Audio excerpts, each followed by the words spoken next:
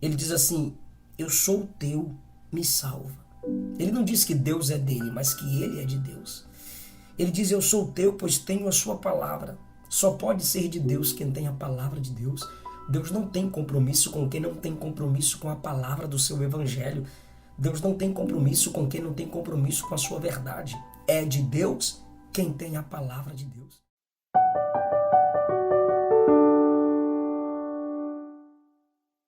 Hoje eu quero falar sobre o Salmo 119, a partir do verso 89, quando o salmista diz: para sempre, ó Senhor, a tua palavra permanece no céu. A tua fidelidade se estende de geração a geração.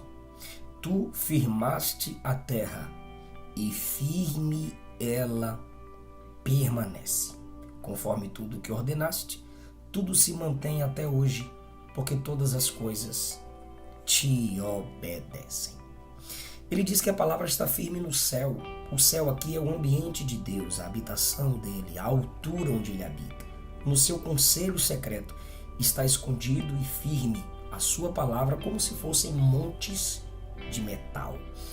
A palavra de Deus é permanente e soberana. Por isso que a criação também é permanente, porque a palavra de Deus sobre ela foi soberana. No verso 90 ele diz que a palavra de Deus se estende de geração a geração e a terra permanece firme.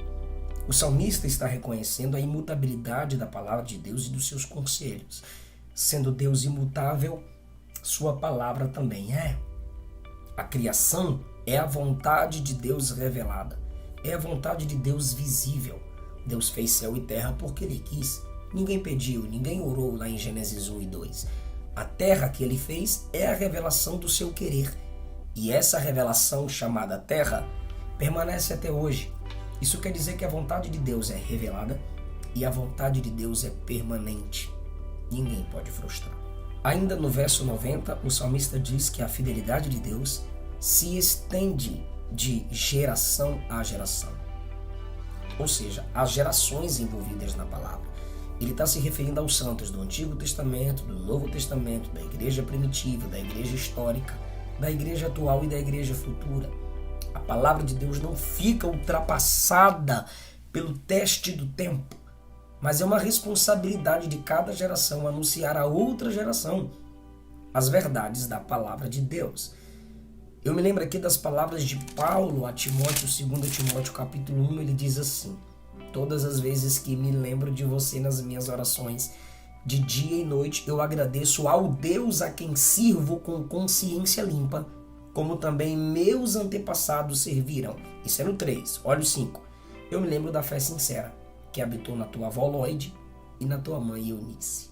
Eu tenho certeza que essa fé habita em você. Paulo está falando sobre fé baseada na palavra de Deus, que ultrapassou gerações. Ele diz que serve a Deus como seus antepassados serviam.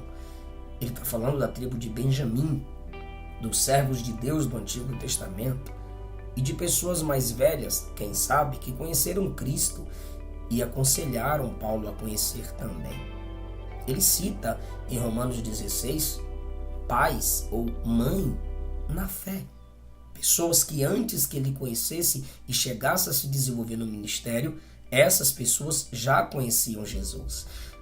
Paulo cita que a fé que há em Timóteo, a fé não fingida, habitou na sua mãe e habitou na sua avó. Assim é a palavra de Deus, irmãos. Ela é permanente e ela passa de geração a geração. Nós somos os responsáveis por isso, de transmiti-la aos nossos filhos, para que eles transmitam estas palavras aos nossos netos. No verso 91 está escrito que tudo na criação, toda a criação, continua até hoje, conforme Deus ordenou, e como servo, a natureza obedece ao Senhor. Ainda falando e olhando para a firmeza da criação, ele diz que tudo que Deus fez pela palavra continua até hoje no tempo dele e o hoje nosso. Porque a palavra de Deus, além de produzir constância no curso da natureza, ela produz ordenanças que geram obediência.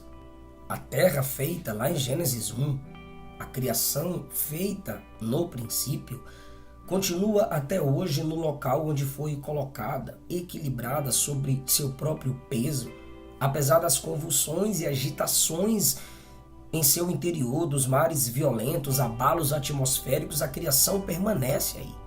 Permanece firme porque é serva de Deus. A criação é chamada de serva que obedece a Deus. Olhe para a Bíblia. Deus fez com que as comportas do céu e do abismo se abrissem e o dilúvio veio. Deus soprou o vento, o dilúvio cessou. Deus atraiu os animais à arca e eles vieram. Não foi Noé buscar os animais vieram até a arca. Deus ordenou peixe grande e o peixe grande engoliu Jonas.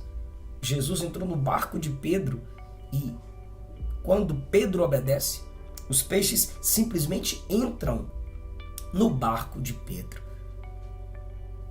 Os peixes simplesmente entram na rede dos discípulos. Jesus acalmou a tempestade. Jesus repreendeu o vento. E a criação obedece. Que coisa linda. No verso 92 ele diz: se a tua lei não foi a minha recriação, eu já tinha perecido. Se a tua lei não fosse a minha recriação, eu já tinha perecido. As aflições estavam gerando tristezas e ele meditava na palavra de Deus e tinha prazer. A alma farta pisa o favo de mel, mas quando a alma é faminta das coisas de Deus, o amargo é doce. Quem despreza as verdades das Escrituras são aqueles que têm prazer nas mentiras de Satanás. O salmista diz no verso 93, nunca me esquecerei dos preceitos de Deus, pois eles me dão vida. Davi afirma que não basta reconhecer que a palavra de Deus permanece na criação, ou que a criação permanece obedecendo a palavra de Deus. Que legal, que bom, que lindo. Não, ele toma essa mesma responsabilidade para si. Ele toma o exemplo da criação para si. O que ele vê na natureza, ele aplica nele. Ele aprende com a criação. Ele está dizendo aqui, do mesmo jeito que a criação não abre mão da palavra de Deus, eu não vou me esquecer dos preceitos de Deus. Esta é uma expressão de amor.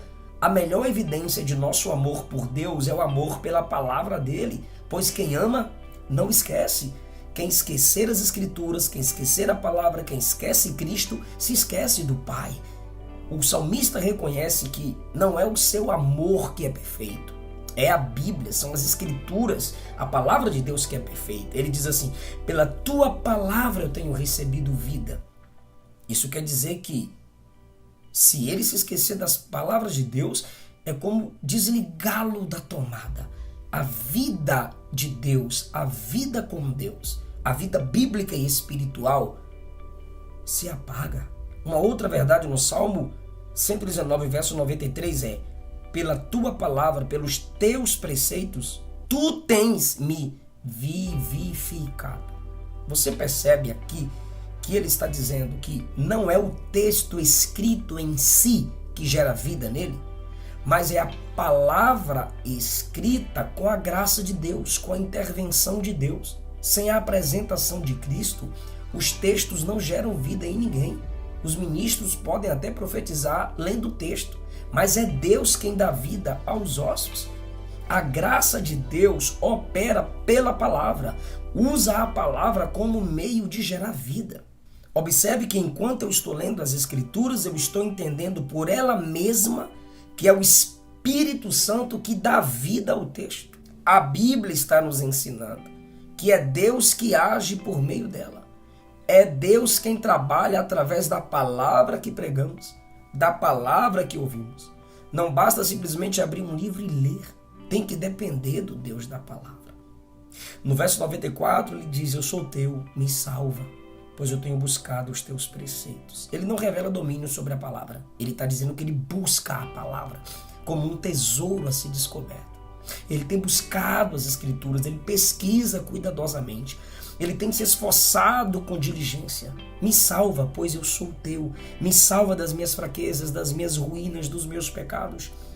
Irmão, todo aquele que se entrega com sinceridade ao Senhor para pertencer a Ele, devem ter a certeza de que Deus os manterá, os preservará enquanto estes desejam a sua poderosa mão sobre eles. No verso 94, que eu acabei de ler, ele diz assim: eu sou teu, me salva. Ele não diz que Deus é dele, mas que ele é de Deus. Ele diz: eu sou teu, pois tenho a sua palavra. Só pode ser de Deus quem tem a palavra de Deus. Deus não tem compromisso com quem não tem compromisso com a palavra do seu evangelho. Deus não tem compromisso com quem não tem compromisso com a sua verdade. É de Deus quem tem a palavra de Deus. Jesus disse que quem é de Deus ouve a palavra de Deus. Ainda no verso 94, olha o que ele diz: eu sou teu, salva-me. Veja que o salmista não diz tu és meu, mas eu sou teu. Ele está expressando humildade e obediência. Eu não te domino, o Senhor me domina. Ele não diz assim, sou assim, como se estivesse defendendo sua própria qualificação, mas ele revela a posse de Deus sobre ele. Sou teu, eu não sou o meu, eu não sou de mim mesmo, eu não sou do mundo, eu sou de Deus.